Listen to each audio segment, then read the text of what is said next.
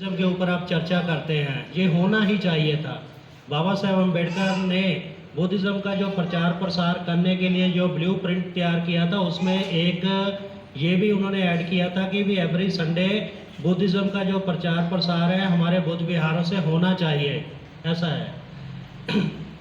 तो मैं ये कहना चाहूँगा, रामलाल जी ने जैसा पहले विचार रखे थे, उसमें उन्होंने कहा कि भी ये कोई इतना महत्व नहीं रहता कि भी हम कितने लोग हैं, यहाँ पर कितने इकट्ठे हुए हैं। ये बात कहने के बाद मैं अपनी बात आगे लेकर जाऊँगा।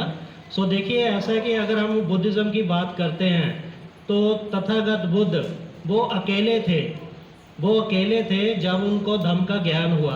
हालांकि उनके साथ जो 5 तपस्वी और भी तपस्या कर रहे थे, लेकिन बुद्धा ने जो महसूस किया, उन्होंने जो अनुभव किया, उसके बाद हम कहते हैं कि भी उनको जो धम्म का ज्ञान हुआ, उन्होंने जो 5 उनके जो साथ में साधु थे वो उनको छोड़ के चले गए थे।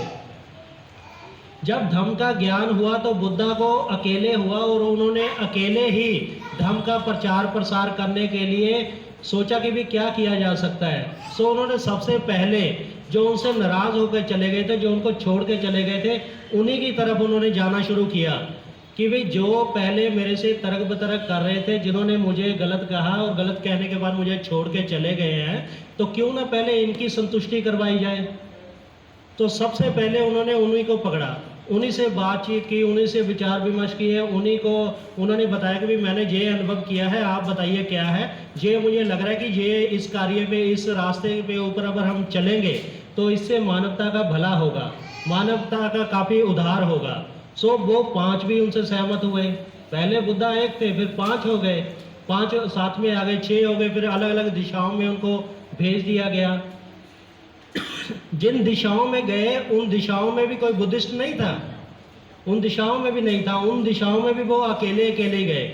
लेकिन अकेले अकेले चलते चलते उन्होंने जो धम्म का प्रचार प्रसार किया, साथ में लोग जुड़ते गए और बुद्धिज़्म जो था वो ना कि भारत से पैदा हुआ, ना कि भारत में रहा, बल्कि एशिया, अरब, यूरोप तक भी फैला।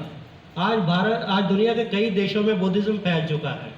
सो इसीलिए ये है कि भी हम कम है ज़्यादा है ये कोई महत्व नहीं रखता। हाँ, हमारे में ज्ञान कितना है, हमारे में ज्ञान कितना है जिसकी बदौलत हम दूसरों को अपने साथ लेकर चल सकते हैं, ये महत्व रखता है। अगर बुद्धा के पास उस समय ज्ञान कम होता और वो जो 5 जो साधु थे उनके पास ज़्यादा होता तो यह सी बात है बुद्धिज़्म शायद दुनिया में आता ही ना। लेकिन बुद्धा के पास ज्ञान उनसे ज़्यादा था और ऐसा ज्ञान था जिसने प्रैक्टिकली भी करके बताया कि भी ये सब कुछ क्या हो सकता है।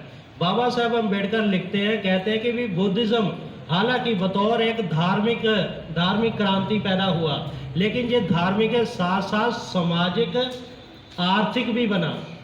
धार्मिक के साथ साथ सामाजिक और आर्थिक क्रांति भी बुद्धिज़्म ने की। इसीलिए मैं कहना चाहूँगा कि भी बुद्धा के पास सबसे पहले उन्होंने जो ज्ञान अर्जित किया, उसके बाद वो दूसरों को वो रास्ता दिखाने के लिए चले कि भी इस रास्ते पे चले।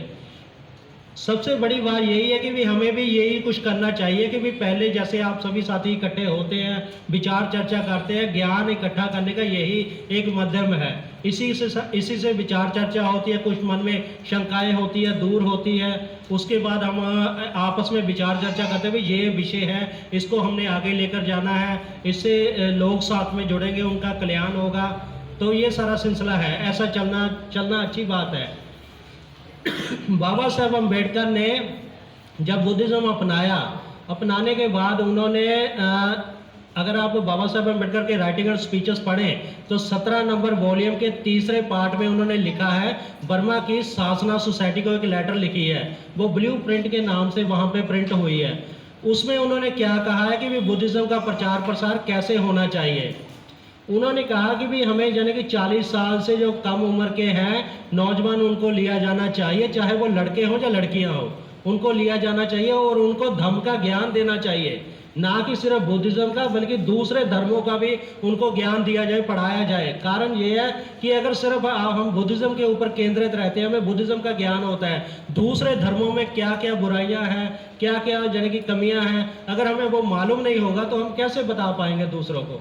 जैसा कि रामलाल जी ने बताया कि भाई बुद्धिज़्म जो है ये एकमात्र ऐसा धर्म है जो अपने बीच में संशोधन करने की एक आपको इजाज़त देता है, अपने ऊपर किंतु परंतु करने की आपको इजाज़त देता है कि भाई आइए मेरे साथ विचार चर्चा कीजिए।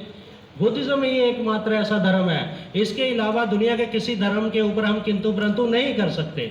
जो ऊपर से कहते हैं भाई इल्म हुआ उसी के मुताबिक चलना है, ऐसा सिस्टम उन्होंने बनाया हुआ है। कहने का मतलब ये है कि सबसे पहले विचार चर्चा जो है वो की जानी चाहिए, ज्ञान इकट्ठा करना चाहिए। बुद्धिज़्म के मुताबिक जो मान लीजिए समाज में कुरीतियाँ फैली हुई हैं उनके प्रति हमें जागरूक होना चाहिए, क्या किस प्रकार से इनको दूर किया जा सकता है, वो सारा हमें ज्ञान होना चाहिए।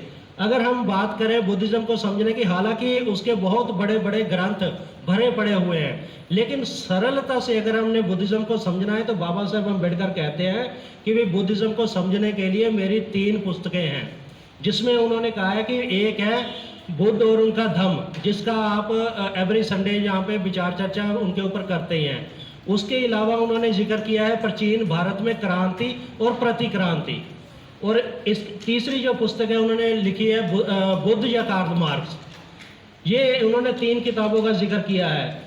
कम से कम जितने हमारे प्रचारक हैं, मैं उपासकों की बात नहीं करता, मैं प्रचारकों की बात करता हूँ, कम से कम जितने हमारे प्रचारक हैं उनको तो ये 3 किताबें ज़रूर पढ़नी ही चाहिए। उससे बहुत उनको ज्ञान मिलेगा और आगे प्रचार प्रसार करने के लिए उनको काफ़ी लाभ पैदा होगा।